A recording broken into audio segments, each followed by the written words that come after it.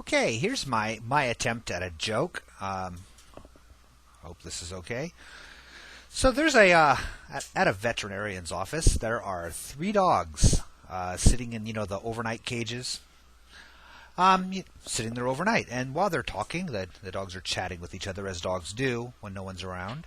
And there's a by the way, I forgot to mention there's a poodle, a collie, and a German shepherd. So the poodle says, "So, just curious, what do you guys are in here for? I'll tell you why I'm in here." Poodle starts his story.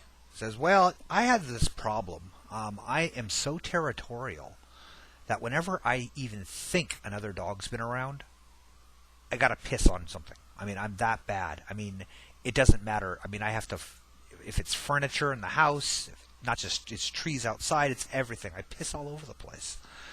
And it finally, one time, I crossed the line, and my owner said, "You keep this up, and we're going to have you fixed. You're going to get your balls cut off." And I thought, oh, God, I got to stop this. I got to stop. And then one day, a couple days later, my master comes home, and I ran up to him, and I smelled his leg, and he'd been playing with another dog. There was still hair on his leg. And I thought, you know what? Fuck this.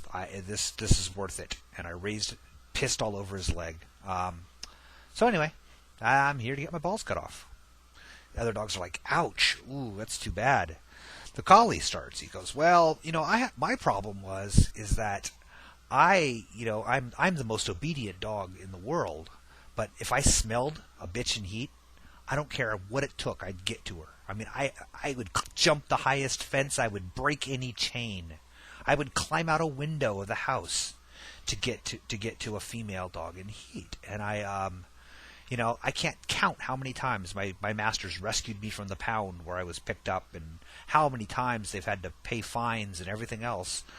And finally, this last time, my master said, "You know what? You keep doing this, and you're going to get fixed. We're going to get your balls cut off." And he goes, and then I'm sitting there, and suddenly I raised my nose to the air, and right across the street, there was the most beautiful Labrador Retriever in heat.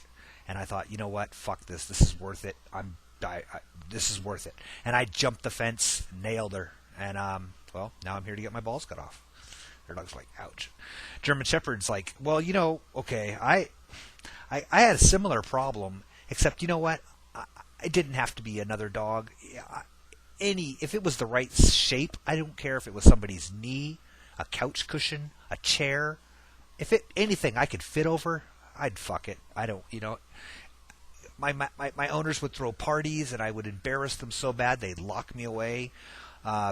It finally got to be such a problem that they said, "You know what? You keep this up, and we're going to have you fixed. We're going to take you to the vet and get your balls cut off."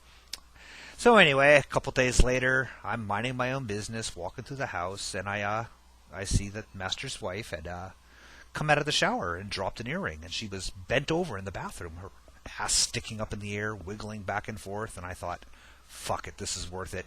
And I jumped on and went to town. And the other two dogs were like, "Oh, God, so you're here to get your balls cut off?" And he goes, "Oh, no, colostrum."